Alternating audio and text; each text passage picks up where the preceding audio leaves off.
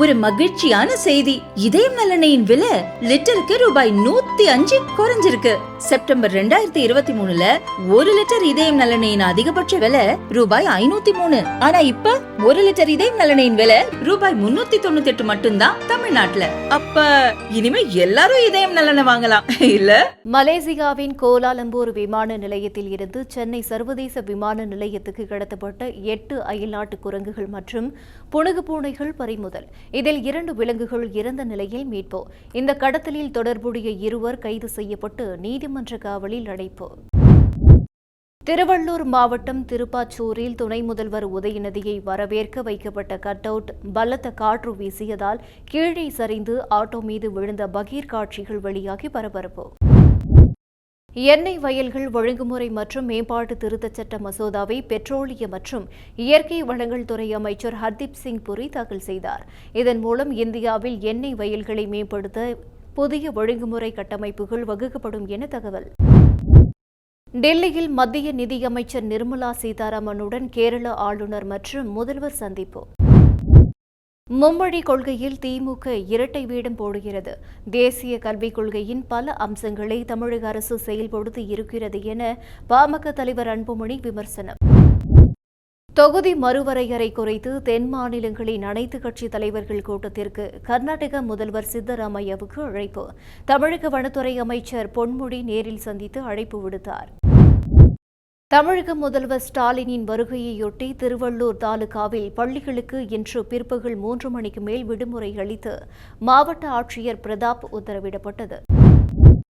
PM Sri பள்ளிகளை ஏற்க மறுப்பதற்காக தமிழகத்திற்கு வழங்க வேண்டிய நிதியை மத்திய அரசு மறுப்பது நியாயம் இல்லை. இந்த விவகாரத்தில் தமிழக அரசின் பக்கமே நியாயம் இருக்கிறது என்று பாமக நிறுவனர் ராமதாஸ் கருத்து. பாகிஸ்தான் கிளர்ச்சி படையால் கடத்தப்பட்ட ஜாபர் விரைவு ரயிலில் இருந்து 155 பேர் மீட்பு. பலூச் விடுதலை படையைச் சேர்ந்த 27 பேர் பாகிஸ்தான் ராணுவத்தால் சுட்டுக்கொலை. புதுச்சேரியில் குடும்ப தலைவிகளுக்கு மாதந்தோறும் வழங்கப்படும் உதவித் தொகையை 1000 ரூபாயில் இருந்து 2500 ரூபாயாக உயர்த்தி புதுச்சேரி பட்ஜெட்டில் அறிவிப்பு. 6ஆம் வகுப்பு முதல் 12ஆம் வகுப்பு வரை அரசு பள்ளியில் படித்து உயர்கல்வி செல்லும் மாணவர்களுக்கு மாதந்தோறும் 1000 ரூபாய் ஊக்கத்தொகை வழங்கப்படும் என புதுச்சேரி பட்ஜெட்டில் அறிவிப்பு. தேசிய கல்விக் கொள்கையை செயல்படுத்திய மாநிலங்களை விட தமிழகம் சிறந்து விளங்குகிறது. அதை ஏன் சீர்குலைக்க வேண்டும் என்று மத்திய கல்வி அமைச்சர் தர்மேந்திர பிரதானுக்கு பள்ளிக்கல்வித்துறை அமைச்சர் அன்பில் மகேஷ் கேள்வி.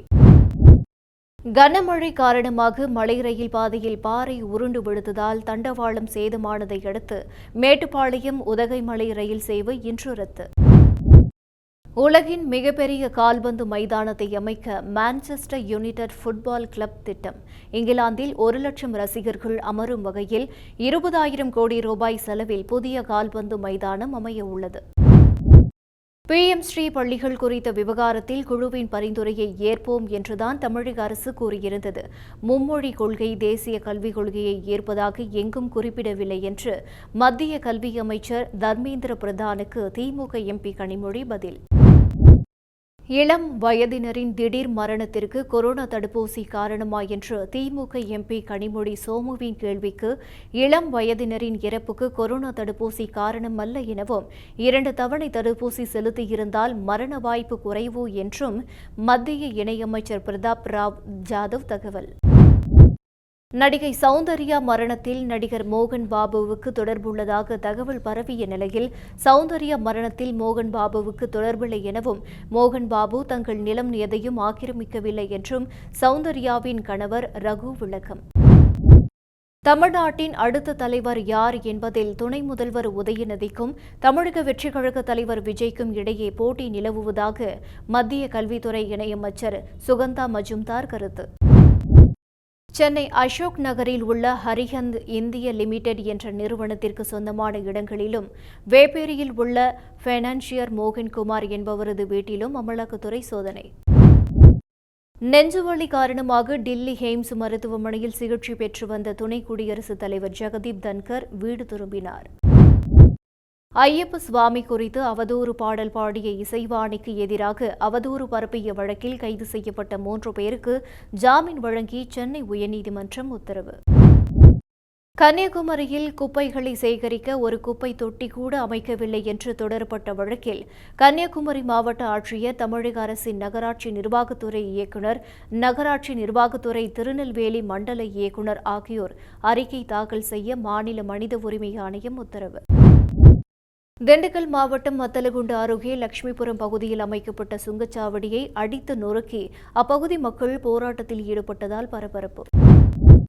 தமிழகத்தில் ரயில்வே திட்டங்களுக்கு நிலம் கையெடுப்பு பணிகளை தமிழக அரசு தாமதப்படுத்துவதாக அதிமுக எம்பி தம்பிதுரை மாநிலங்களவையில் கூறிய நிலையில், ரயில்வே திட்டங்களுக்கு நிலம் கையகப்படுத்தும் பணிகளுக்கு வருவாய்த்துறை தரப்பில் தாமதமில்லை என தமிழக அரசு விளக்கம். திருச்சி உக்கிர காளியம்மன் கோவில் திருவிழாவிற்கு கட் அவுட் வைப்பதில் இரு தரப்பினர் இடையே தகராறு ஏற்பட்டதை அடுத்து அதில் ஒரு தரப்பினர் சாலை மறியலில் ஈடுபட்டதால் பரபரப்பு. சட்டவிரோத பணப்பரிமாற்றம் செய்ததாக அமைச்சர் செந்தில் பாலாஜி மீது அமலாக்கத்துறை தொடர்ந்த வழக்கில் அரசு போக்குவரத்து கழக கண்காணிப்பாளர் சேவியர் என்பவரிடம் இன்று குறுக்கு விசாரணை நடத்தப்பட்டது. மக்களவைத் தேர்தல் பிரச்சாரத்தின் போது தன்னை பற்றி அவதூறாக பேசியதாக அதிமுக பொதுச் செயலாளர் எடப்பாடி பழனிசாமி மீது மத்திய சென்னை எம்பி தயாநிதி மாறன் தொடர்ந்த வழக்கிலிருந்து தன்னை விடுவிக்க கோரி எடப்பாடி பழனிசாமி சென்னை உயர்நீதிமன்றத்தில் மனு தாக்கல். ஹோலி ரம்ஜான் பண்டிகையை முன்னிட்டு பிரதமரின் உஜ்வாலா திட்டத்தின் கீழ் இலவச எரிவாயு சிலிண்டர் வழங்கப்படும் என்று உத்தரப்பிரதேச முதல்வர் யோகி ஆதித்யநாத் அறிவிப்பு. டெல்லி துணைநிலை ஆளுநர் வி.கே. சக்சேனாவுக்கு எதிரான வழக்குகளை டெல்லியில் புதிதாக பொறுப்பேற்றுள்ள பாஜக அரசு வாபஸ் பெற உள்ளதாக தகவல்.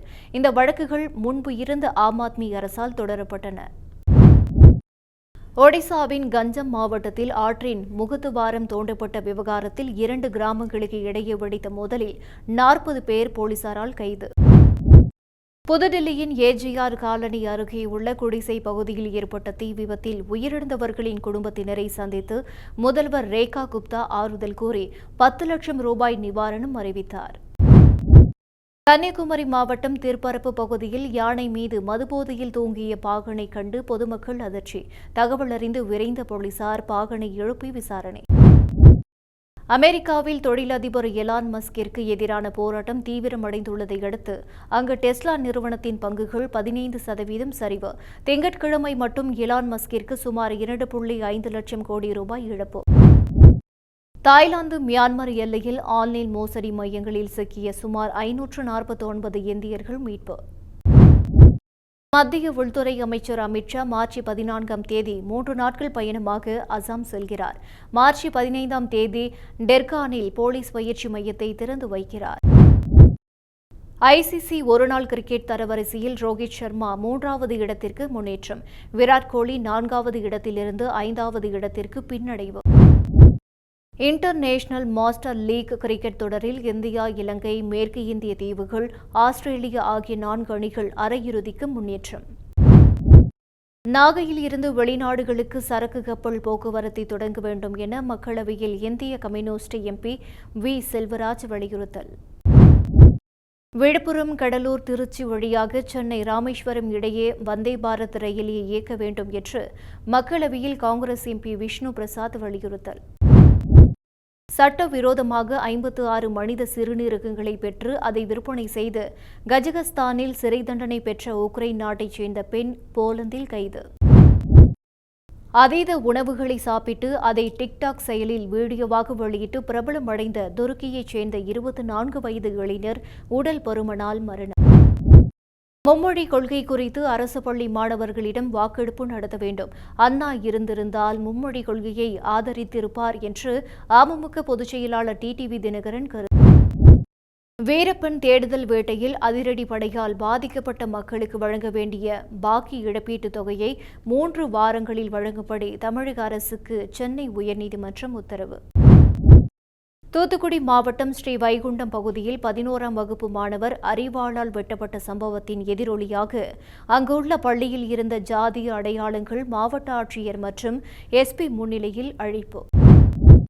தமிழக வெற்றிக் கழகத்தில் மொத்தமுள்ள 120 மாவட்டங்களில் 95 மாவட்டங்களுக்கு மாவட்ட செயலாளர்கள் நியமிக்கப்பட்ட நிலையில் அறிவிக்கப்படாத மாவட்டங்களுக்கு நாளை மாவட்ட செயலாளர்கள் நியமிக்கப்படுவார்கள் என தகவல். தேர்தல் நடைமுறைகளை வலுப்படுத்த யோசனைகளை தெரிவிப்பது தொடர்பாக மார்ச் 18ஆம் தேதி அனைத்துக் கட்சி கூட்டத்திற்கு தமிழ்நாடு தலைமை தேர்தல் அதிகாரி அர்ச்சனா பட்நாயக் அழைப்பு. கோவையில் ரயில் தண்டவாளங்களில் கற்களை வைத்து நாச வேலையில் ஈடுபட முயன்ற விஜய், திருமூர்த்தி ஆகிய இருவர் கைது. கோவை பீளமேடு பகுதியில் தொடர் இருசக்கர வாகன திருட்டில் ஈடுபட்ட அஜித்குமார் என்பவர் கைது. அவரிடம் இருந்து 14 இருசக்கர வாகனங்கள் பறிமுதல்.